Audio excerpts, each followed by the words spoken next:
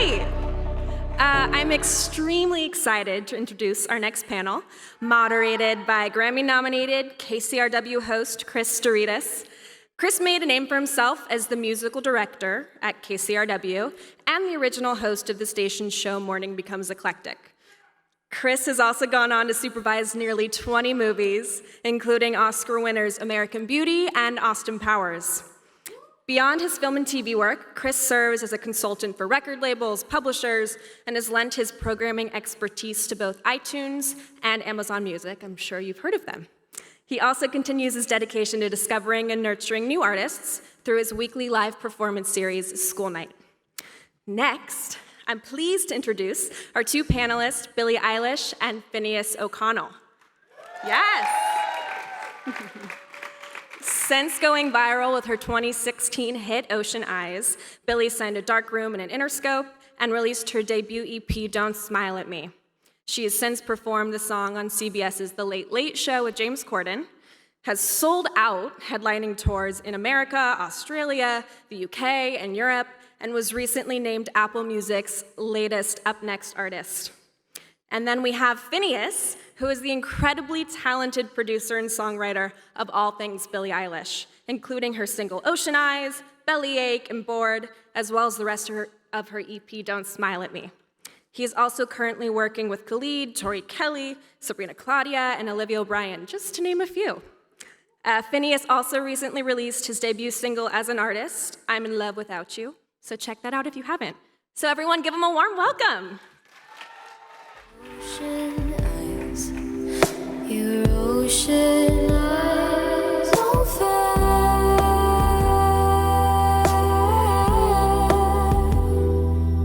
You really know So nice. Hi guys, how are you?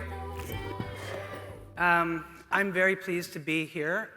We have even though it's a short history, the music that these guys have put out in the world, I've been along for a lot of the rides, so it's really great for me to be here to help bring out some of the making of this music with you guys. I guess I could just say about 2 years ago. We met you at a Starbucks. You had a really, really pretty scarf on. Yeah, that's true. Yeah. I had heard some music, and I was playing them on my radio show at KCRW, and I was just, I had this driving curiosity to find out what this was about and where it was coming from, and so we met up at a Starbucks in Culver City, and I actually remember the story that struck me most that day that I'm going to share and start with, if that's okay. Go ahead. And I hope I remember this correctly, because my memory's a little iffy, but I think we were talking about Ocean Eyes, and the way I remember the story, everybody knows the song, yes? Yes? Okay. Come on! Okay. I don't have to play it for you, right? We don't have to play it. But you had written the song for your band, right? Yeah. Finneas has a band called the Slightlies, and it's a band that I was also playing at KCRW, and who also played School Night. Yeah. But the way I understand the story with Ocean Eyes was that you had written the song for the band, and you were working on the song in your bedroom. Yeah. And I guess you had come into the kitchen to make a sandwich or something, and Oh yeah. and Burrito, probably. and, Yo, and she burritos. was singing the song. She was just singing the song in the kitchen, and Finn was like, "Wait, whoa, wait." And correct me if I get this wrong, but you're like, you'd been listening, you'd heard it through the walls, and you learned the song, and he's like, "What? We should record this with you." Yeah. It sounded so much better when she sang it than when I sang it. It was like crazy to me. Yeah, I mean, like, Billie's kind of had that, like the voice that I feel like she has now for, like, as long as I can remember, which is such a unfair gift. She's 16 now, but she was 13 when we recorded Ocean Eyes. And he's 20. Yeah, but she just like immediately brought this kind of depth to the song. Like it sounded, her interpretation of the song was like as if she'd written every single line of it, and that's such a amazing thing to hear from a person. So it was just such a clear kind of like, I was like, Billie has to sing this song. I remember we like were playing it on guitar, and you were like singing it, and we walked out to our parents who were in the living room, talking about the mortgage or something, and Mom was on a treadmill desk, and Dad was like leaned up against the treadmill desk, and we were like, "Shut up, listen to this." And Billy sang They it, kept and I played it. arguing as we sang it, though. Yeah, they didn't shut up during the song. But yeah, I just knew that I loved hearing her sing it, and I don't want to speak for you, but you were in a dance class at the time. Yeah, well, I grew up as a dancer, so it was sort of like, I don't know, I found all the music that I liked through dance, and I feel like dance has always been ahead of music. You know what I mean? Like, not as a whole, I just mean like... Or radio, ahead of radio. Yeah. And like, I don't know, I would always find songs from dance that a year later became like, you know, like Blurred Lines I heard like fucking a year before that song was big, and same with like Rude by Magic and stuff.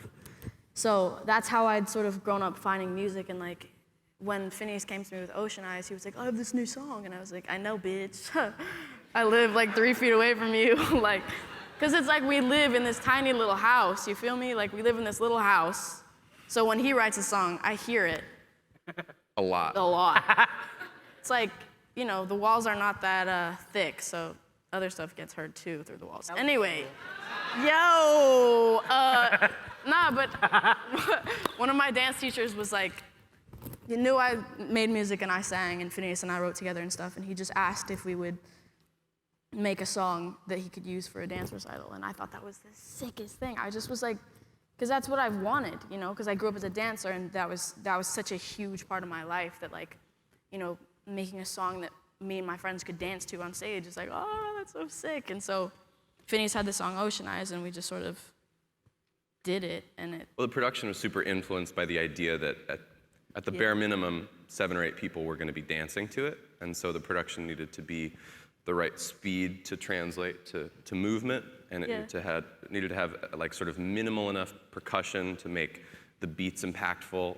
I wish like producing every song had that kind of clear direction to go in. It was really a helpful thing to sort of have that, like, it has to, you know, fill column A, B, and C, which was great. Yeah, we literally like sat in your room. Yeah. Like... Yeah, a lot of that. Yeah. Yeah, just like feeling what would, you know, work, you know, and we just sat there for like 2 days and recorded the whole song, and then just basically listened and was like, what can you do here? How can you move to this? And I think like, I feel like we still do that, and I feel Absolutely. like we would have still done that even if we weren't writing or making the song for a dance, because it's like if you can't dance to a song, it's not a song. It's just fucking noises. Yeah, nah, I don't know, but then I like broke my hip and I didn't do the dance, but I wrote the song and that's fine. But yeah. So that's true, you didn't actually get to perform with them? No, I went to one rehearsal, and then the next day my hip popped out of itself. Nice. So when you hear the song, it's not something that you would, if you were, I mean, my instinct, like if you're writing a song for a dance, it's such a, you know, quiet, you know, it's not, if you're going to write it as a dance track, it seems like it would be more, I love the way you guys decided to keep it so tempered, you know? Well, to be completely honest, it's you know, there are elements of it that are super duper inspired by a lot of the music we were listening to at the time. Billy listened to a lot of Aurora at the time, who we've got to give a lot of credit to on the production. Lapsley. Lapsley too, and I think that was, a lot of that was the music that was being danced to in this class. It was a lyrical dance class. So yeah, I think lyrically, I mean, it did even inform, like, you know, once the song had been written, when we were recording it, I think my biggest note to Billy probably was to make the lyrics more percussive, because I thought, like, there's so much of that song that has no drum beat and no kind of like structure to move your body to. And so literally, if you watch like dance videos to it, people are moving their body on like the lines of the song and the visuals and stuff. So I thought Billy killed that, you know, in that song. Just like was able to really articulate exactly how percussive every element of it needed to be. That's where I'm headed, because it wasn't just a song that you guys created for this dance. It ended up being the song that laid out the whole style of what you guys did thereafter. Yeah. You know, so it became the kind of the starting stone for that sound. And coming up with that sound, to me, even though it grew out of this organic need for this dance piece, is so, I don't know, it's serendipitous the way you landed on the sound, that was suitable for your voice and for where you guys wanted to go with this. Yeah. Yeah. Thanks, man. So when the song was originally written for the Slightlys, it was more of a rock song, I guess. Yeah, it sounded like sort of bad Soundgarden. And it was really cool, but I just, like, that song has like a really, I'd always wanted to write for other artists and be a co-writer, and I was 18 at the time and just had no experience in that world. I actually had came to the ASCAP Expo when I was 16. My mom got me tickets for Christmas, and I had an amazing time here, so it's really amazing to be back under this. But yeah, I learned a ton coming at 16. I remember seeing Mike Will do a panel, and Rick Knowles, who has produced a lot of Lana Del Rey's work. It was a crazy experience. But yeah, I'd always wanted to write for other people, and at the time I didn't know anyone else to write with or for, and pretty much funneled everything into the band that I'd been playing with in high school. And but this song specifically, I just thought I need to hear someone with a totally different voice sing this, because it had so many things in it that were like not even really within my spectrum of ability as a singer. There's like an octave jump into the chorus, and the falsetto of it feels so much better in a girl's voice. And when Billy was down to do it, I was just like thrilled, because it was like all I'd wanted for the song was to be sung by a person with as beautiful a voice as you.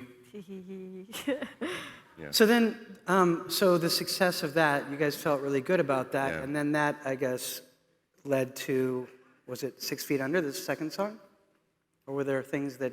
Well, it changed, like it took over our whole It took everything lives, over. which was amazing. Yeah. It was really random. Like, we put it out in the middle of the night on like a Wednesday. And Before you had anything else recorded? Yes, yeah, it was like we didn't have a backlog of stuff we'd been working on. We just had this one song that we'd kind of made and thought like, well, we both really like this, and we'd love for our friends to hear it. And yeah, it's funny, I'd feel like I'd watched enough interviews with artists I liked who would post like in an interview they'd say something like, yeah, I was just like, I worked at a Denny's, and then I put a song out on SoundCloud, and the next day it was charting, and and I remember watching those interviews and being like, bullshit, like, no way.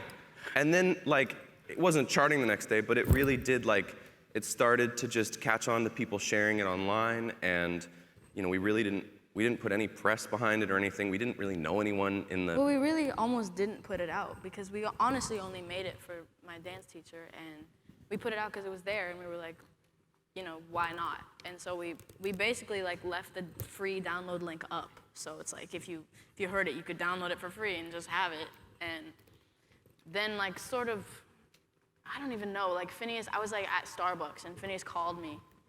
It was like in between a dance class, and he called me and he was like, yo, this song has 1,000 plays. That's fucking crazy. And I was like, I don't know, like 1,000, now it's sort of like, oh, well, 1,000 isn't It's a lot. that many, but it's a lot. Yeah. Like 1,000 people in one room, that's so many people. And at the time we were like, shit, we made it.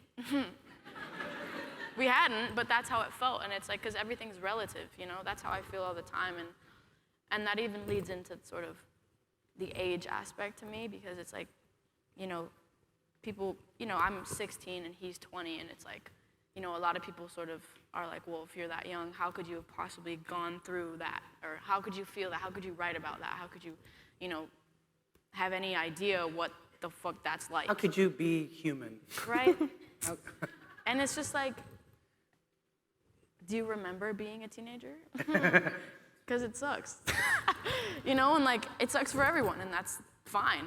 And it's just like, I think anyone is capable of feeling anything and making anything at any age. It's like a 3-year-old, a 3-year-old versus a 40-year-old. Like a 40-year-old has gone through more, remember, like has lived longer, seen more, whatever, but you've still felt the same things. Being a baby is terrifying. Everything's fucking huge and shit. Yeah. I don't know, it's just like, it's all relative. I feel like everything's still Yeah. pretty huge to you. Yep.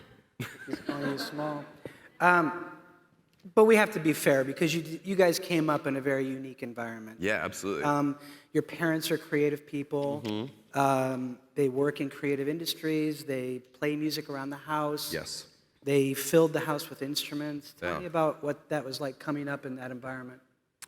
Well, it was definitely like, I don't know, we never were forced in anything. I think our parents like enrolled both of us in piano lessons really young, and we didn't enjoy it, never practiced, and they were like, all right, uncle, pulled us out of piano lessons when we asked to be pulled out. And then I think you just kind of, I don't know, boredom leads to creativity a lot of the time. And I think if you're a little bit bored and you have access to a piano or a guitar in the same room when you're really young, it's pretty tactile and interesting, even to suck at something like that. So it was really just amazing to have all of those instruments in the house all the time, and just play around on them. And that was, I think that was like, I don't imagine I ever would have learned how to play piano if we didn't have even like a Casio keyboard from Costco in the living room just to sit down at whenever we wanted to. Right. Yeah. And like we were homeschooled, so it was sort of like, we learned throughout life. It wasn't really like sit down and learn this, and I'm not going to tell you why you have to learn this. You just have to learn it, which is like that's just. I feel like I've never been to school, so I can't say that school's bad or school's whatever. Maybe it is, but I don't know. We just grew up sort of being able to have a little bit of time to be like, you know what? I actually want to learn about this. I don't want to learn about that because I don't need to. I'm never going to do anything that has to do with that. So what we did was we just made music and like listened to music and sang music and sort of did that kind of thing. And it was, I don't know, it felt right. Our parents called it life skills training, which I think is like, I still at 20 go to restaurants and like I have a friend who like will pull out a calculator to figure out the tip.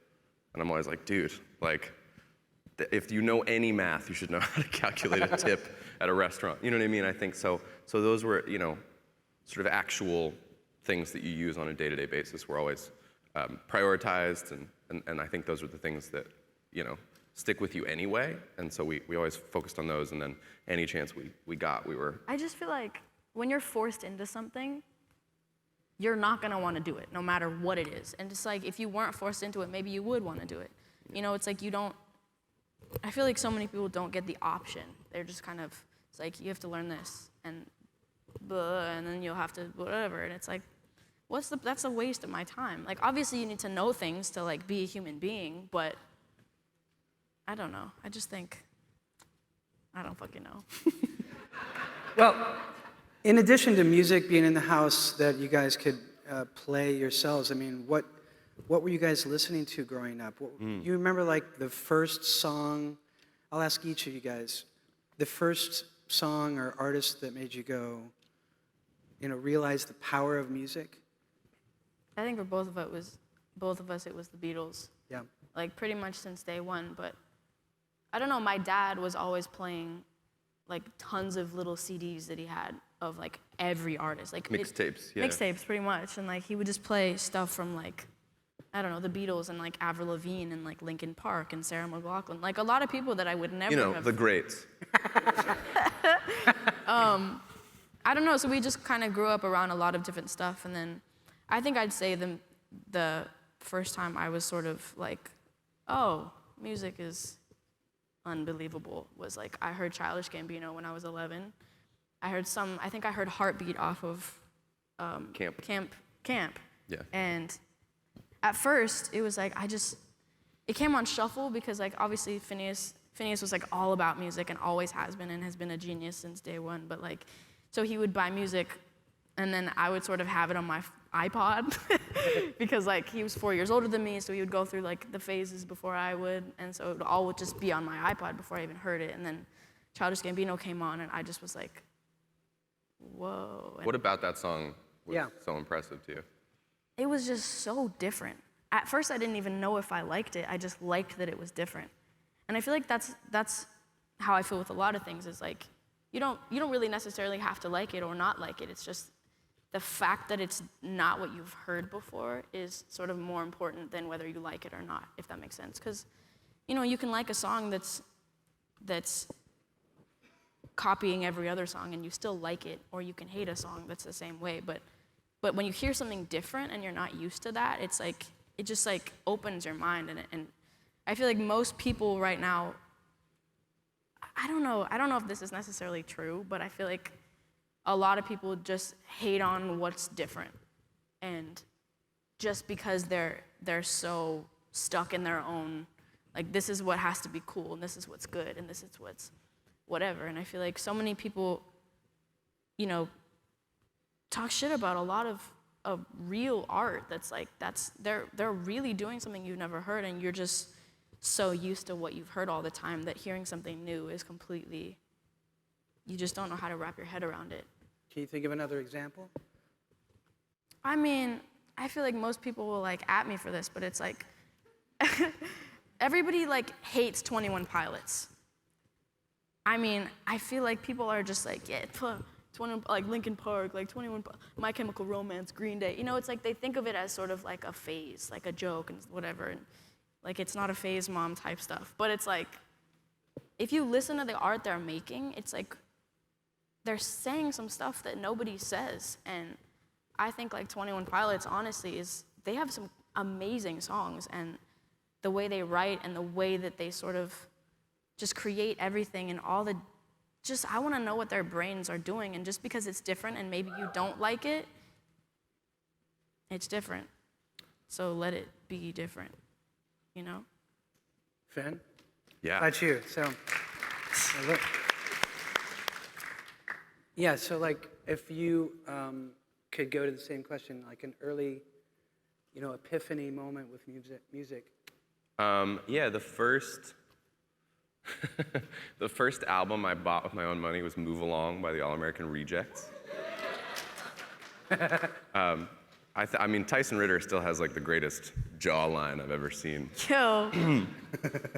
But there was just great writing on that record, and just like, I thought his vocal delivery of everything was super dope, and I love the sonics of it all. I remember that was like one of those artists that you kind of get introduced to through like music videos. I don't know if you probably all think of an artist like that, where you heard a song the same time you saw a music video. And for me, that was like, they have a video where they're like in a parking lot and fireworks are going off during their whole song. It's just awesome.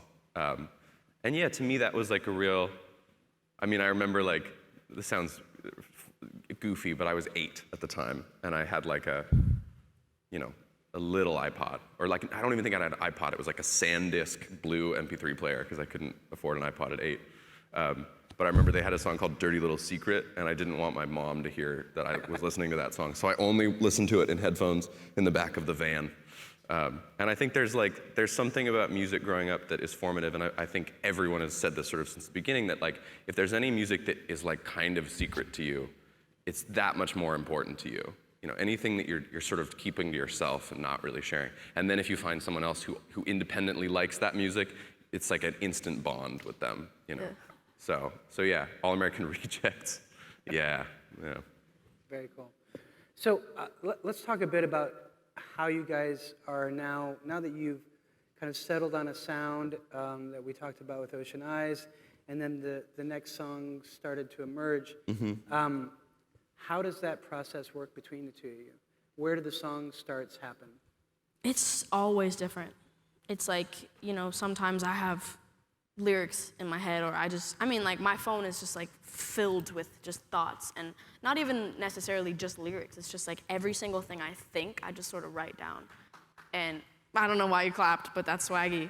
No, but like, I don't know, sometimes it's lyrics, sometimes it's just a melody that you think of, or sometimes it's chords, sometimes it's a beat. It's like, it's always different, and I think that keeps it fun. Because if you just like, I don't know, I think people definitely have their way of making stuff, which I think is great, and like, I definitely have my own ways and stuff, but if you sort of do it the same way every time, you're just making the same song over and over again, and I feel like I've done that myself, and I'd rather have new experiences sort of showing me what I don't want and what I do want and stuff like that, just because you learn from everything, really. I don't know if you agree with that, but. Yeah, I mean, I don't know, anytime I watched like interviews with songwriters growing up and they said that they always started one way or another way, like I get that there's like ways that are, sort of proven to work a lot of the time, but it's so interesting to start a song in an odd way, and it leads to such a different song a lot of the time. So I think those are all just tools to keep in your back pocket, and if you're ever feeling less inspired, pull out one of those and try a song that way. I think one of Billy and my sort of go-to ways to start a song is totally conceptual. We won't start on an instrument or with a lyric at all. We'll start with like an idea of a scenario that the song should be, and what I we think want. that's definitely worked best. It's been the most fun. It's the most fun. It's Yeah. like, becoming someone else or like a character or just like deciding to look at, right from the perspective of like I wrote a song from the perspective of somebody that I had hurt. And the song was like basically, the whole song is like you, but it was all to me from their perspective. And that was, I mean, not to get like deep and like stupid, but it was like, I don't know. Are you ever like in a place with someone where you've done too much damage in their life that you shouldn't even step in their life again? Like, Yeah. even to apologize? He said, yeah. You want a list? A list. No, but it's just like you've done too much damage. It's the best thing to do is just get away, away from the situation. You shouldn't even apologize because that would make it worse. And I was at a place once where like that was how everything was, and sort of my way of getting maybe the guilt, or not even guilt because I didn't really feel bad about it. I just knew that it was wrong. I wrote from his perspective, and I just sort of understood what I had done in his mind, and it definitely opened my mind up because it's like everybody thinks for themselves, obviously, because we are us, and like we can't be anyone else no matter what we do. So it's like obviously you're gonna do things for you and whatever benefits you, and that doesn't harm anybody else. But I think just at least putting yourself in someone else's shoes or whatever, it's just like it makes you think a little bit more in the meantime. I think one of the things you were touching on earlier too is that like Yeah. what's up? Is that a song we know? Nah, it's not out yet. It's not out yet. Okay. Well, just to reference, like I think one of the things that people throw around when you're 13, like Billy was when we started making music together, or 18 even, or 16 now, writing exclusively from real life experience and reality is a wonderful thing. But I think the same rule of like starting a song the same way every time. It's really wonderful to start a song with an idea that's a fantasy. I mean, like we wrote this song called Party Favor that was on Billy's EP, and that was again back to the concept. Like we just were like Billy was playing like a C chord on a ukulele, and it sounded adorable, and I was like, we should write a song about breaking up with someone on their birthday. And then we kind of were like, oh, that's funny. And then we were like, it should be like a voicemail. The whole song should be a voicemail. Dude, I have a voice memo of us writing it, and it's literally just like, yo, it should be in a voicemail, and it should be on their birthday. And then we were like, yo! And then we like high-fived and shit, and you can hear it all. It's like a voice memo on my phone. You hear really like, like, you hear that in the voicemail. We get really hyped sometimes. Yeah. But I think, that's a song that's like, if you want to write that song and prove it, you have to be like an asshole and break up with somebody on their birthday and in a voicemail. And it's like, it's still a song that I'm really proud of, and I enjoy it every time I play it with you live. And it's like, the fact that it isn't true in that specific instance doesn't mean that the emotional sentiment isn't completely honest and relatable. Right. Of course. I think that's just yet another sort of aspect of like. And that ended up being one of the more unique songs. I mean, it's a little bit different than the rest. Yeah, very much so. Because you're putting yourself in a situation Yeah. it's outside yourselves. And I mean, that's I work a lot in film music and music supervision, and that's, I think, one of the joys for an artist when they come to a movie project is they're coming with a set of, dramatic circumstances that they wouldn't find in their normal lives, that puts them in a box that they have to kind of find their way out of and write a song from the perspective of all these other given circumstances. Totally. you know? Yeah. So, one of the things that I find astounding about your work and why I was so excited when I first came across it was just the fact that it was coming from the two of you without any outside influence, and it was such a confident, fully realized thing. So often an artist starts collecting collaborators as Yeah.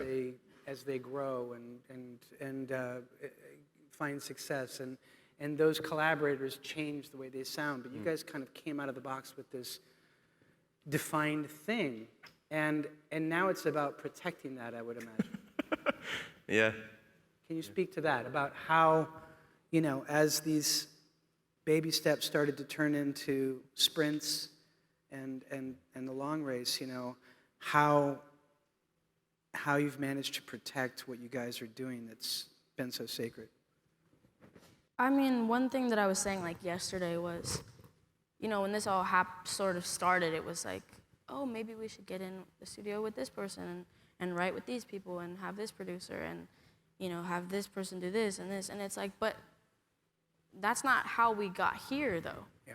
So what's the point of that? And it's also like, if someone wants you to, maybe work with this person so that you come out with a hit or whatever the fuck they want you to do. It's like, like you come out, like, and then if you do get a hit with this person that maybe you didn't like, maybe you don't even like the song. And you're pulled in that direction. You're You have to pulled in sing that song direction, for and 20 years. Yeah. Do it again. Yeah, right? And the exactly. thing is, like, if that gets big and it makes you whatever, it's like, that's like if you get high once and you write a song and then it makes you a fucking star or whatever, then you have to get high every time to write a song so that it's good. But if you just sort of Write 'em start all from sober. the beginning, you write them all sober, Yeah. that's jiggier. Yeah, So- being sober is tight, you guys. It's dope. I mean that. But there have been some collaborations. Yeah. I do want to bring up the recent "Lovely" track, which just came out with Khalid, and that's the first example, I guess, isn't it? Yeah. Of you guys writing a song with an outside collaborator. Yeah, That's the first one that's out. That's come out. Yeah, I mean, I think the way we've viewed, like I've written and produced with a couple other artists in a similar capacity to what I do with Billy, but I think when it's the project that we work on together, any form of collaboration that makes its way into the music usually starts as like a friendship. I think Organically. It should. Khalid is the best example of that. He was a friend of both of ours, and we You kind guys of met through Instagram or Twitter? How did you meet? You met him, right? A Twitter exchange and It was like, I don't know, location came out and I found it like sort of right away from my friend. And I looked up his name and there was nothing. It was like I looked up Khalid on iTunes and nothing at all. There was no name, there was no songs. It was just like this song Location that was on SoundCloud. And that was it. And I was like, who is this kid? isn't that amazing? That's so great. Isn't that Like, crazy? I know. And I had no idea. There was nothing about him. I looked him up on Safari, and there was like nothing at all. And then I was like on Twitter one day, and I looked up his account, and he had followed me already. It was Twitter. I It saw was that. Twitter. Yeah. it And he was- followed me, and I was like, and then like he DM'd me, and he was like, "Yo, I'm such a fan of your stuff." By the time he hadn't even moved out to LA. He lived in El Paso at the time. Yeah. And he was like, "I love your stuff. Like, I'm moving to LA soon. Like, we should hang out and stuff." And I got his number, and we just like talked, and like we were just like friends, And it wasn't like We met him in person at school night when we played school night. he came to that show. That's crazy to me. That's, and looking back on all that, I didn't meet him that night when you guys played school night. I didn't know he was there. I didn't realize you guys had met that night. Right. Super, he hasn't, he's still as nice as the day we met him, which is so awesome and impressive considering everything that he's now, had to go through. It's so beautiful that was such an organic thing. Well, we just hung out for like a week. I think it was about a He year just, ago came now. over. That's all that happened. He just Yeah. like came over and hung out with us, and we ended up writing a song. It wasn't like Right. let's get in the studio and write Yeah. a song. It was like Was he it- came It's to like our house. like and we were 40% writing that song and 60% like weird YouTube videos that we like were old amused by. vines and stuff. Yeah.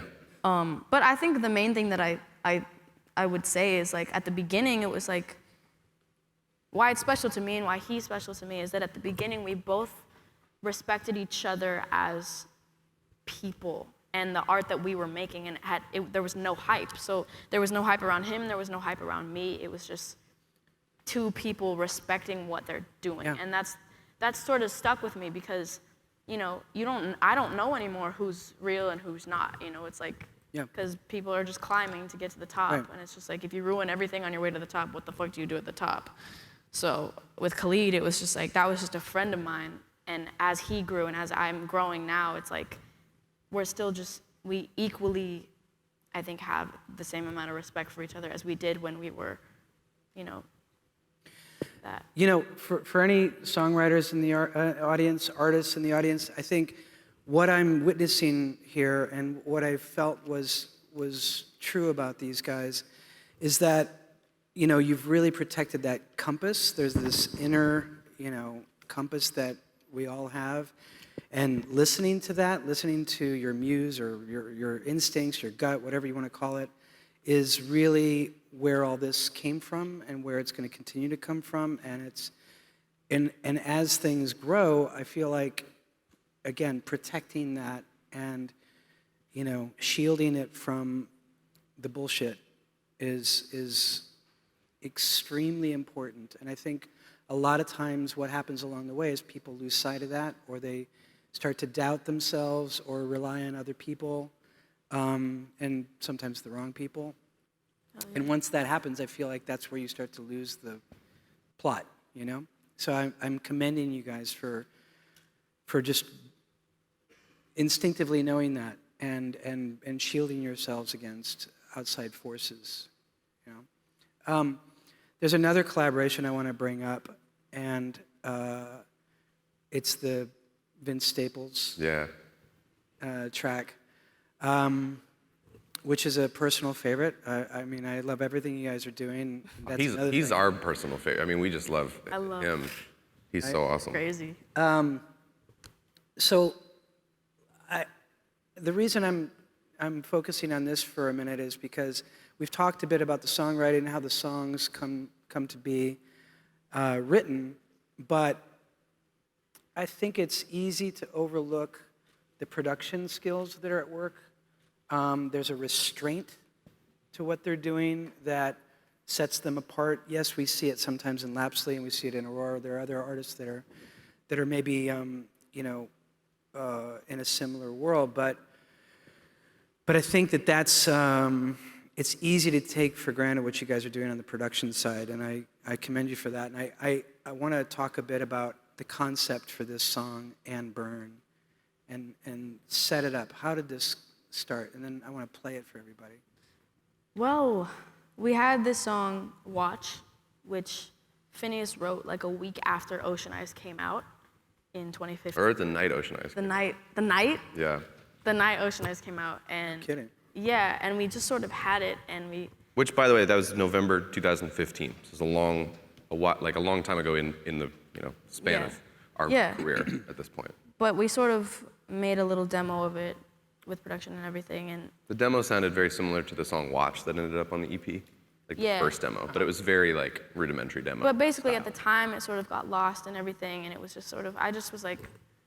We were doing other things. There was a lot going on at the time, and then around like, I don't know, we literally right now last year, May 2017. Yeah, like when we were starting to work on the EP and stuff, everyone was like, "What about that song Watch?" And I was like, "Watch." I was just like, "Whoa!" And I feel like at the time I was just at a place where it's like, you know, you hear something so much that you just become deaf to it. Like I still don't even know what that song really sounds like because I've heard it so many times since 2015, and it's like, I don't know, I was numb to it at the time. I couldn't hear it, I couldn't feel it really, and so basically they were like, we should put that song out, and I just was like, numb, as I said, and I was like, what if we just completely redid it? And everyone was like, and I was like, nah, we're gonna do it. So we sort of went into the studio and just started completely from scratch. And I re-recorded all the vocals, and they're all really different and very robotic. And to me, it's like it's one of my favorite songs we have ever put out, And Burn. And it was basically supposed to, both of them were gonna come out, and it was gonna be like Watch and Burn, like Watch and Learn, but it's Watch and Burn. So, And Burn, we just dug into it as much as we could and made it completely different than really anything we had at the time, which is what I wanted, and it was so much more what I was feeling at the time, and it was just crazy. And he just like sat there, and the production that came out of this boy, oh my God. I know. Like, oh my God. And then we fucking finished it. And then we put Watch Out, and then we put And Burn Out. But the thing was, like, we had a conversation with everyone, and we were like, this needs something else. And at the time, they were like, I was like, it should have a rap verse. And then they were Should like, have a what? A rap verse. And then they were like, if you could get anybody on this song, any Who would it rapper be? at all, Yeah. who would it be? And I was like, Vince Staples. Like, duh. And at the time I said it, I was like, this is not gonna happen. Yeah. There's no way Vince is gonna do this. And Shoot high. somehow they told him about it, and he was like, sure. So we went and met him, and he's literally a genius. I don't even know, like, the way he talks is just like, he's like on another planet. It's kind of insane to like talk to him and like hear what he has to say. He's just, What do you mean? It's really, really smart and really funny. We went to the studio, like, we found out they were doing a session in like December. He just put out this song called Get the Fuck Off My Dick. It's a really good song. Yeah. And they were recording that the night we were there. It was like him and DJ Dahi who produced it, who's awesome. But yeah, we were supposed to go for about 10 minutes, and I think we were there for like 3 hours, and we barely said anything. We just kind of sat there and like listened to him go on this like tirade of his opinions. He's really opinionated dude. And then we listened to that song a bunch of times, and he has a line in that song where he says, NPR or XXL, I can't tell which is just a pretty good sort of summation of him and his wry sense of humor. But yeah, we didn't meet him until after he'd cut the verse in And Burn, and then after we put it out. We didn't get to meet him, so it was a real... well, when he did the verse first, he literally sent it to us, and the track wasn't even there, so it was just his verse. An MP3 And in an like, email. In an email. It was Yeah. just like just his verse, and no song, no me, no anything at all, no click even. Like, it was just him shouting. It was fire. But yeah. Wow. All right, so before we play it, Yeah. you know, when I first played the track on the radio, I was in my headphones listening to this, and you know, I listen really loud in my headphones. Oh, us too, yeah. And so I heard every little nuance, and if you guys know the song, you know what I'm talking about. There's all kinds of little treats, little gifts, little Easter eggs throughout the song. And I wonder if you can maybe break down a couple of things we should watch out for when we play it back. Well, okay, so as a producer, I never really had any training as a producer, and most of the time... At all. I don't really know what I'm doing, and so to me, it's all about like if I have an idea, I just try to execute that idea, as opposed to like being virtuosic, which I'm not. And in that song's case, I was in the shower one night, and I started kind of like beatboxing this thing, and I thought I have no idea what it's going to sound like, but it would be really cool if this song that's about setting somebody's car on fire, if I made a beat out of like matches being ignited, and I cut off like the tails of the sound of that. Because like a match being ignited kind of goes like, and if you cut it off at a certain time, that in and of itself is super rhythmic, and we're always sort of striving for like as minimal an approach as possible. So each sound that is in a song to me is like really important. There's not a lot of stuff hidden. There's not a lot of like, oh, here's this great canvas of music, and you might not even notice this thing going on there. Every piece has to be like very precise for me to feel really good about it. So this song was like, yeah, I mean, it's almost sort of like you know that group Stomp, that like, Yeah. they do shows where they just like stomp and like sweep it's very kind percussive of, from the yeah, body. it sounds like ambience. And so that was really exciting to me, and Billy and I literally like stood in We stood in the bathroom. our bathroom because it had cool acoustics, and she held a Tascam recorder, just like $100, and I flicked matches on a matchbox, and then she would blow them out. And then we went to the studio that we'd rented out for the month, and I just loaded all the sounds in and started building the beat. Well, also one of the treats, like right after the Yeah. chorus, like that goes into the verse. It's kind of like a blow, and then he says thanks, and that was just like we were in the bathroom and we were doing this, and then I blew one out because he was like, can you just blow one out and then we're done. So I blew one. He was like, thanks, and we just like left the room, and then he played, and I was like, that's fucking sick. And I just, like left it, and then also there's in the first verse I say that's better. Yeah. In like like back here. Like it's not like apart. It's like Because you had a good run on that vocal? yeah. Well, I'm so precise about Yeah. my vocals. Like it's almost miserable to record because I'm so like it has to be exactly how I want it to be. And after it's done, I'm like, it's so satisfying. And it's hard in the making, but it's like it's definitely worth it, I think. But maybe it's hard for him because he. Oh, it's great. No, it's really wonderful. I think as a producer, like, you kind of want the singer you're working with to do like 100 takes, and Billie will do 100 takes. She's just down, and as a result, It I've has to be never right. never had to pitch correct a note of Billie ever, because she just sounds that good. Well, it's cool that you guys went back to the bathroom to do that, because I guess when you were in the shower and you had that original concept, you were hearing the good acoustics and. Oh yeah, helped it was you. like our Apple Garage. That was yeah. Yeah. Well, let's play the track. This is Ann Byrne with Vince Staples. Play loud.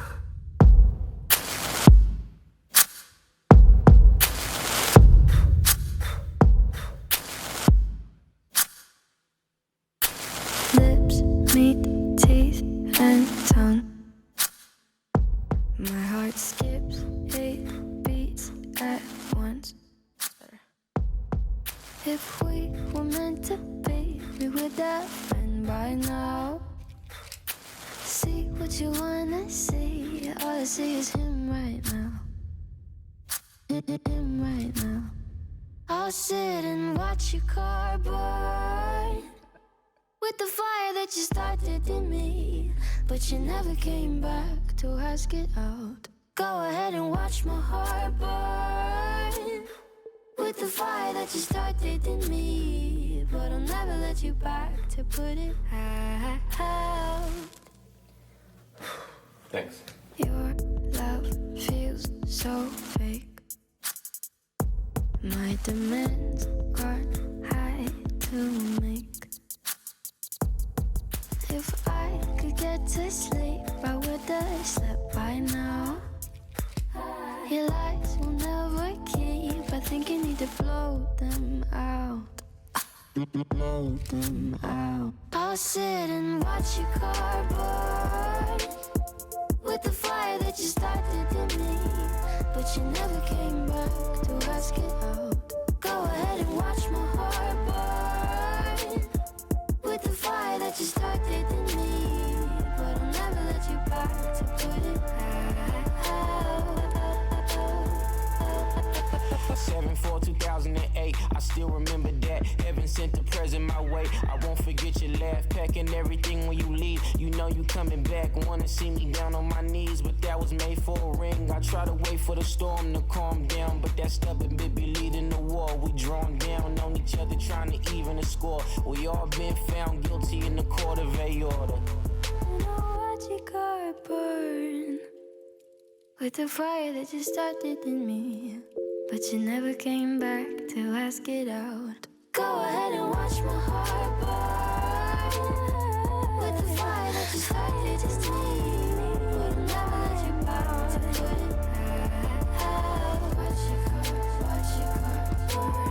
I won't forget your laugh. Watch my heart burn. You know you coming back. You know you coming back. Watch your heart burn. Trying to even the score. Watch my heart burn. Found guilty in the court of aorta.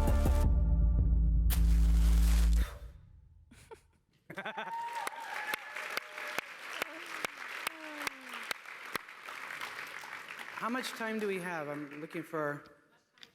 Oh, okay, cool. I want to have some time to take some questions from you guys. So be thinking about your questions. As we get, just we'll give you a minute for that, but I want to ask you what we have to look forward to. Like, what's in the immediate future that you're excited about right now? When you leave here, what's on the agenda? We're just making what we're making. Like, we're just making some stuff. I mean, we were just on tour for 3 months, so we got back and we were like, whoa, we're home. And it was kind of like, we learned, I mean, you learn so much on tour, but I think one of the main things was like performing every night. It's like you kind of feel what's more fun to do live and what's, you know, what the crowd likes more and what's more fun to do with the crowd. Because performing to me is such a, It's like, I don't want you to come to my show and watch me do a show. I want you to like do the show with me. You know, it's like, I don't know. It's like a collaborative thing. It's like the audience swag. The audience is it's like they're there with me, so it's like I want to spend as much time with them as I possibly can, and like, I don't know. So we're making sort of crazy shit to mosh to, I guess, and also cry to, but like different stuff. So when you tour, do mom and dad go with you guys? Hell yeah. Both of them? Hell yeah. Well, I'm like 5 years old, so they legally have to be with me. Like legally, they have to be with me. I can't go without them. Is that true? Yep. Seriously? Yeah, but nah, it's great. Like our parents is just like Oh, they're super cool. Yeah. they're the best, and we definitely would not be the way we are now without them. Of course. And I feel like not enough people are sort of get that. I feel like so many people have such tough home lives, and I think that sucks balls. Like, I don't know, but our parents have always been really supportive and helpful, and you know, yeah. So I mean, they must be involved as well in helping take care of things. How do they split up the duties? What do they bring to the table other than stability? I know they've done most of the work already because they, brought you into the world. When we're on tour, Mom sort of serves as like Billy's personal assistant / day-to-day manager, and we brought our dad on the last run as our lighting director, which was really fun. So that's kind of their official job titles. But man, it's like having your whole family on a tour makes tour feel like a lot more like a family vacation. It's pretty awesome. Yeah, so Dad and I would get up in the morning and go get coffee or, find a donut shop in whatever city we were in. It was pretty awesome. I think that's, yeah, I don't know. I think a lot of the elements of tour that like when I talk to friends of mine that are in bands that tour, they miss like their family. And we're like, nah, we're good. Got our whole family with us. It's pretty awesome. Well, you mentioned the example of Khalid reaching out on, following you on Twitter.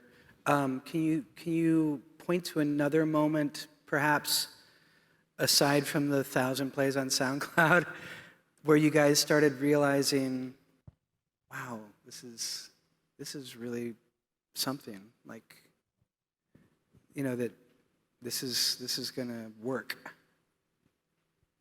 I don't know. I feel like you never really get there, because Yeah. I don't really want to get there, because I mean I'm so grateful for what's happening, but it's like I think if you think about it too much, you just go insane a little bit, and I always want to do more. I never really want to get to a place where I feel like I've done the most.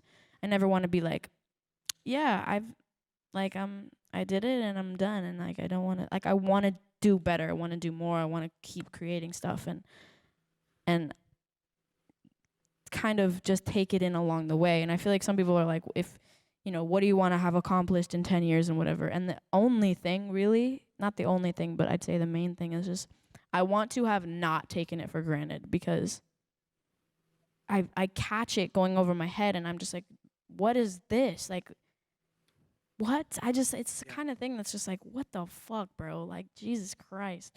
I don't even know what's going on. It's like, Every little thing is, I mean, it's very like humbling and exciting and momentous, yeah. kind of day to day.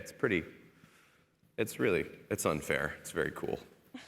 Yeah. I mean, the thing that like always impacts you most, if it happens to you, is whatever, you were already doing in your life. Like, for example, like, I came to the ASCAP Expo at 16 and coming back at 20, like, that's huge. And like, I don't know, like there's been like a couple like shows or things that we've been fans of, and anytime we're involved, like, okay, there's like a frozen yogurt place in like Glendale that we like love, and we were in there and Ocean Eyes played, and we were both just like, that's it, like, it's playing at Yoga Ert. Also, we did a show in London and Kaylin Russo came to it, who is this model, but she was in 2 Justin Bieber music videos.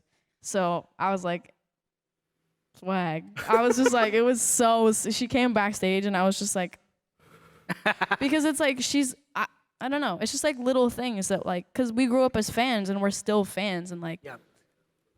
I don't know. It's just We go insane. GA to like every show, where the side stage is bullshit. I hopped that fucking fence though, Yeah. between GA and VIP. You know. So let's turn it to you guys. And I'm not sure, do we have somebody with a microphone running There's around? 2 lines and 2 microphones. Oh, yeah. Okay, so My first? Okay. Hey, my name is Pete, and I like that you created your own sample with the match, and I was just wondering what microphone you used and if it was run through any specific preamps. It was a Tascam DR05, which you can buy on Amazon for like $100, and it's got its own like SD card. You USB it into your computer, and it's a stereo pattern, and I just love the way anything in stereo sounds. It makes stuff sound so real. Yeah, and I think there's probably some compression on it ultimately, but if there is compression, it's like a stock Logic plug-in compressor, and I don't own any preamps, so no preamps on that. But yeah, the DR05 Yeah, it is sounded awesome. dope. Thanks, man. Thanks. Yeah. All right, thank you. cool. Thanks. Yeah, and hey, Hi. on the other side, a music business question. What do you think you individually did, Darkroom did, or in the beginning when that record started getting traction? How did you participate in the marketing, or what marketing tools do you think work the best?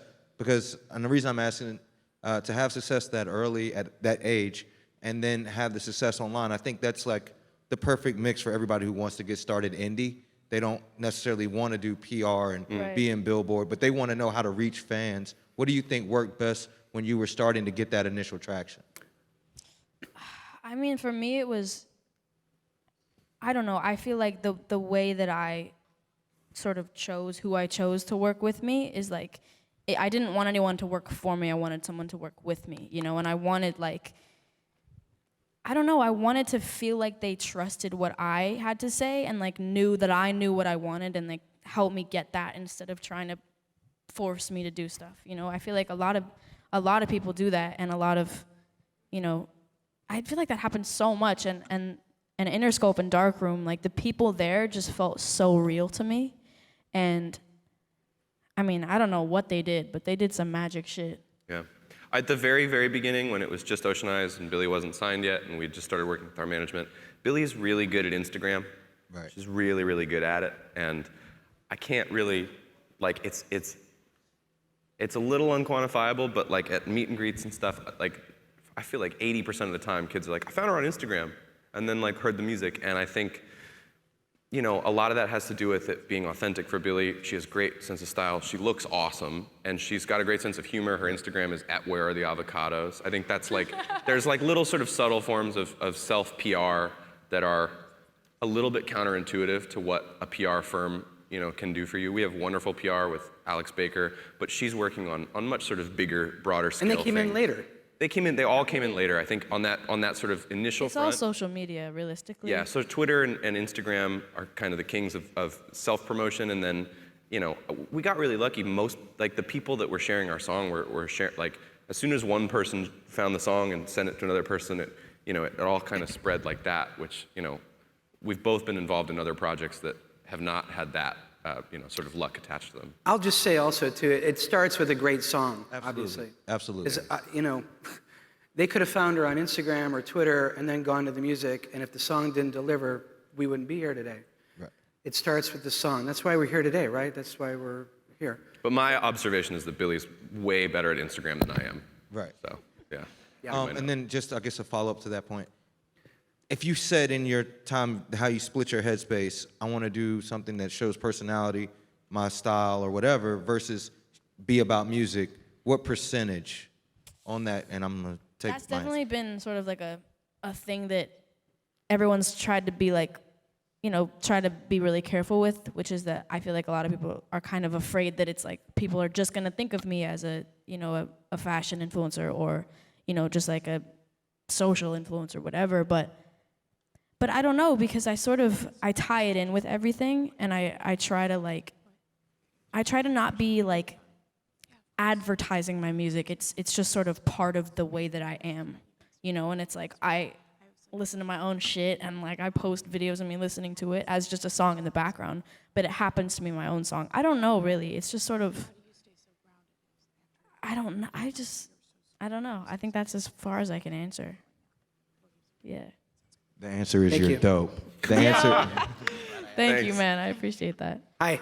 Hi, I'm Lorelai, and my question is: have you ever experienced self-doubt or like comparing yourself to others, and like how do you get over that? Have you ever not Oh my experienced God, that? have I ever not experienced that? I mean, girl, like, I'd say like for me, it's like I write music, right? I write with him and I write for myself and stuff like that. But it's like, for me, even writing music is really hard for me. I'm not naturally good at writing music. I can write, and if I really sit down and force myself to come out with something, I can get there. But it's not an easy thing, and it's also, you know, there's so much competition in the world, and there's so many, like, I'd say especially since I'm a girl and like a teenage girl, it's even harder because it's like, you know, people are just gonna be like, oh yeah, you're just like every other pop singer. And I'm like, but what the fuck is pop? Like, I don't like genres. I don't like the idea that you have to be in a box. And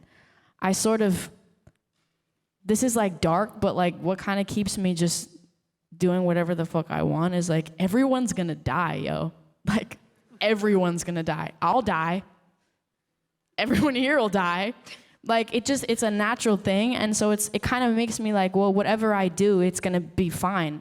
If I do the worst thing in the world, everyone will die, so it won't matter. If I do the best thing in the world, everyone will die, so it won't matter. So you should just do whatever the fuck you want while you can. Spoiler alert. Yeah. And I don't know.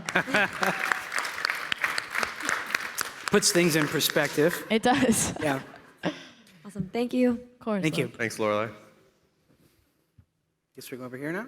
Or- Hi, Yes? my turn? Yes. Yeah. Okay. So if you noticed, I screamed when you were like, I hop fences, because we just met backstage. And so I noticed you were literally the sweetest person. I was like, oh my God, I want to be her friend. And I noticed that, you know, you've had all this success. You're on a panel right now at ASCAP teaching all these people, and you still were this person that I was like, I want to be friends with her. How do you stay so grounded with such success and gaining momentum continually, yet you are literally the chillest person? Thanks, first of all. Bro, I have no fucking clue. Like, at all. I don't know. It's honestly, it's really hard. It's really, really hard. And especially like, you know, being on tour, it's like you're gone for 3 months. And there's definitely a lot of moments that you kind of feel like you're like drowning. But I mean, there was definitely like a week or more than that, but I was just thinking about it this one day where I was like, I felt like I had died and I was watching all of my friends have a life without me. But it wasn't like horrible. That's just how it felt. That's realistically how it felt. And I don't know, I think keeping the people that have sort of been around you at your worst and they're okay with that, it's like that, those are the people that are like helpful. And I've lost a lot of friends, baby. A lot. But it's like, fuck them then. Like, I don't know. Just like, I mean, that song Copycat is literally about this girl who used to criticize every fucking thing I did and then did it herself. It's like, bitch, really? Like, yeah, right? But I don't know. I mean, I don't really know because I haven't mastered being grounded and staying grounded. I think my family is a big help. The fact that I'm doing this with my brother, who's like my best friend, is helpful. But I'm not gonna say that it's perfect because it's fucking not at all. A lot of it is draining and horrible, but it's all worth it, if that makes sense. It's rewarding, and I get to do what I want to do and what I love. And Yeah, but you're just down to earth when you do it. You're not like, I'm the biggest superstar on the planet. You're like, I'm a human being, so let's try to make music. You know what I mean? right, I mean, So- I am a human being. Like, everybody is artificial. You guys are not artificial. You guys are here and you're trying to learn what you want to know and what you want to sort of have in your life. And that's what's interesting to just, because I know so many people who are just like, yeah, well, when I'm famous, I'm going to do this. And I'm like, yo, shut up. Like, why would you want that? You shouldn't want to be famous to be famous. You should want to achieve what you want to do. I mean, maybe that's being famous, but that's stupid. Like, to be honest, I don't know. Just everybody's human. Like, I don't even know. Like, what? Why do people hold in their farts? I don't know. That's what I'm saying. Like, Anyway, you get it. Nice to meet you. We're friends forever now. Okay, cool. Hi. Hi, What's my good? name's Yoshiha. I have a question directed to Phineas. Hit him. You mentioned in your discussion that you educated yourself on producing. I just wanted to know, like, did you have any mentors growing up, or what advice can you give to people who want to learn producing and mixing? So, I mean, I didn't have any like person that would say that they were my mentor, but I sort of globally decided kind of everyone was my mentor, if that makes any sense. No one in particular was taking me under their wing, but I was watching as many YouTube videos and as many interviews as I possibly could. I was going to things like ASCAP. I was reading any forum I possibly could on websites like Reddit or Gearsluts about, any form of production or knowledge or relationships with people. And I was just really fascinated with the whole thing. And a lot of it, at the end of the day, all music production is, and all recording anything is sonics. It's all whatever it sounds like.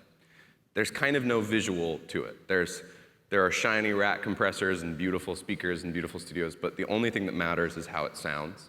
And so to me, like, it was always a really fun challenge to hear something I loved and try to make something that emulated that sound. Not like, hearing a song and then trying to rip off the song, but like if I heard a bass that I just thought really punched through, I'd try to just, mess around until I found stuff like that. And also, like, it's an undervalued thing, but if you Google, like, I remember Googling, like, what is the bass synth on Frank Ocean's Novocaine? And somebody was like, I think it's a trillion patch. Like, immediately I had kind of an answer to that, you know what I mean? And it was such a kind of a like, oh, well, duh. Like, it's always important to, like, if you don't know something, just try to ask somewhere, because usually you'll find an answer really fast, which I thought was really cool. But I think, I'm trying not to be as long-winded as possible, but the only thing that will really change your life is making something that sounds like nothing else. And those are always the things that I remember as being like the most formative, listening to a band like The Strokes, who I think recorded drums with a kick mic and an overhead, and that was like their only drum setup. Because it sounds so unique and it's so different and it's memorable and you always think about it. So pairings that are unique, sounding as good as something else is very satisfying, but sounding like nothing else is probably the most valuable thing. Thank you. Thank you. Oh my God, ow, okay. Hi, Billy and Phineas, thanks for coming. I sound like a man, sorry, I'm kind of sick. So do I. I was well, first of all, I'm a songwriter, and I write everything on the ukulele, like you. And I was wondering if I could give you my demo. Maybe we could write together one day. You don't even have to listen to it, just take it. I'm bleeding, sorry. I'm like literally, that mic hurt. All right. Anyway, so I wanted to ask you, I saw the Bellyache video a while ago, and I wanted to know, like, how did you come up with that? It's like visually, it's very simple, but it's very effective, and I was wondering, like, how that came about. Thank you. You good? Yeah, I know I'm good. I hurt Okay. myself all the time. Yeah, well, that video, when we made that song, that video was already in my head. I don't know why the fuck, but it just, all I saw was me in a yellow rain suit with a red wheel. But what is it called? Radio flyer. Radio flyer. That's not what it's fucking called. What is that? Yeah. Okay. Well, it was gonna be filled, and I just pictured the desert, and then I also had this one image where I was in a white room with like a big plastic bag, and at the time I was like, it should be a plastic bag filled with like body parts, like bloody body parts, and then I was like, no. But money is cool also, and it's like also has a lot to do with the song, but I don't know, like I think of myself more as a visual artist than anything else really. That always comes first. So when I'm writing and recording and just performing even, I'm thinking about visuals, and every video I have out is my treatment, and I sort of try to be as involved with everything that goes into them as possible. It's my styling, it's my my styling with the help of a lot of people that I know, and it's just I'm involved in all of it because that's what's important to me, because I've always been a person that sort of found music from videos, like what Phineas was saying, is like I just surf YouTube and watch music videos, and whether or not the song is cool, like I don't know, like when we were making the EP, Phineas was producing, and So he was like recording stuff and it was really loud, so I couldn't listen to the sound, and I was just looking at videos on YouTube, and I clicked this random one for a song called Nasty by Paris, and I didn't watch it, I didn't listen to sound, I just like muted it because Phineas was making shit, and I watched the video, and it was like one of the most amazing things I've seen, and it was all these girls and guys in like the sickest shit, and like they're in the middle of like this garden, and they're just like dancing the bejesus out of themselves, and like I just thought it was so sick, and I didn't even hear the song. I just thought the visuals were amazing, and that's what I look up to, really. And for Bellyache, all of the visuals in that just were already in my head. Nobody told me about them. Nobody was like, it should be like this. I literally was like, I'm gonna be in the desert. I'm walking to the right from a side view, and I have a wagon, and it's full of money and a trash bag, and I'm wearing a yellow thing, and I'm a crazy person, and that's just sort of how it went. And I'm really happy with how it turned out.